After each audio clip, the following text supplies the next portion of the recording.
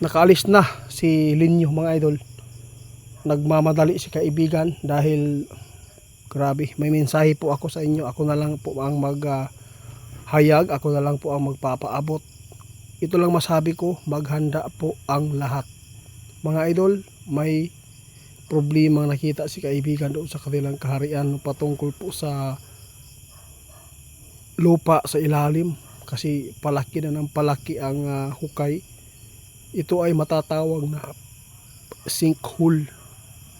May nakita si kaibigan, posible may bahay din po dito na mapapahamak at mahihigop, no? Mga idol, hindi po ito pananakot ha.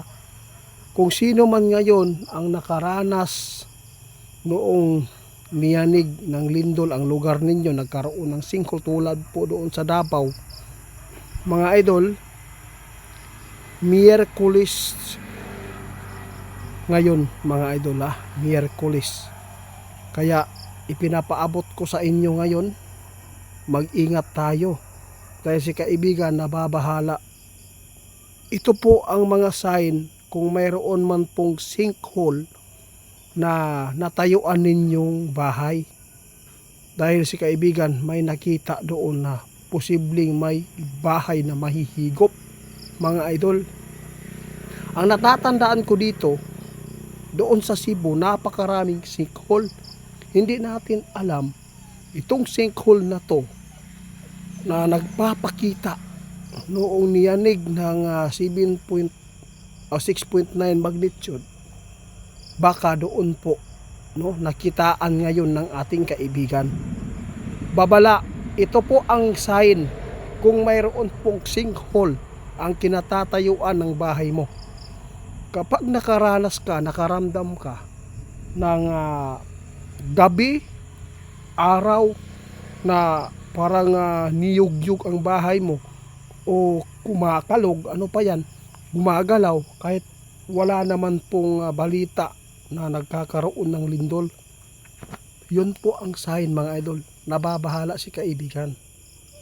Sa lahat ng makapanood, kung may mga katabi kayong sinkhole dyan sa Cebu, tingnan po nyo mabuti, baka nakaranas kayo, hindi lang ninyo pinansin ha.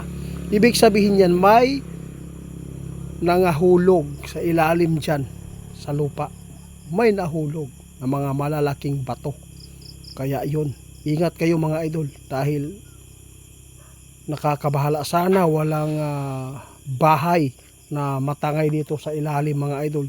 Si kaibigan ngayon nabahala, baka po magkakaroon uli ng malakas na lindol. Baka po, no?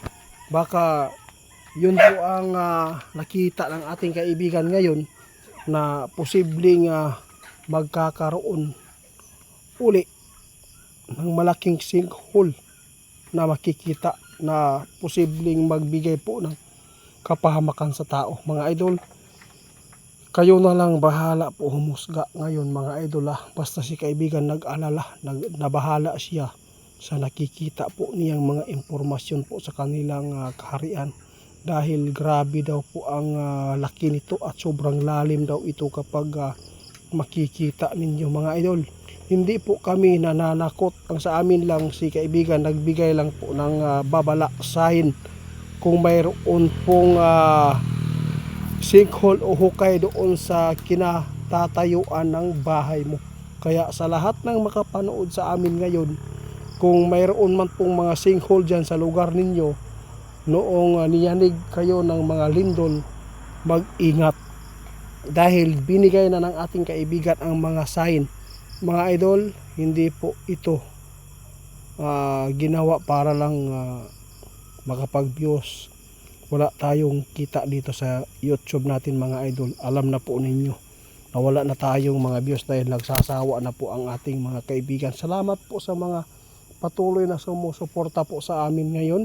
Magandang gabi. Sana po ay ingatan po kayo ng ating Diyos. Mga idol, ingat tayo ha, dahil si kaibigan ay nagpaabot na sa atin, no, noong isang linggo na mayroon pong mga lugar na palaki daw ng palaki ang sinkhole, no, sa ilalim sa lupa.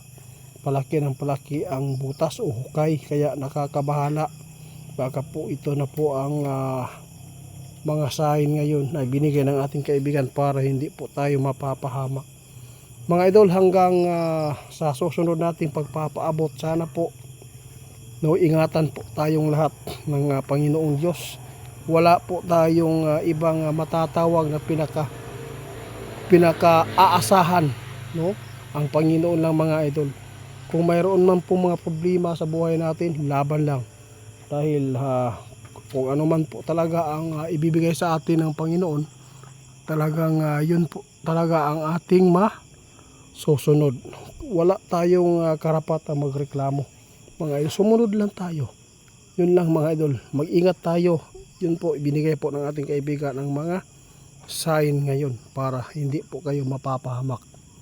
God bless sa lahat po ng mga sumusuporta, no? Shout out John Digia, na Blow Maris, at saka si Sir Joey Dinimpa, may love shout out. Ate Sonia Bisinal, salamat sa support, at iba pang mga hindi ko na babanggit. Maraming salamat.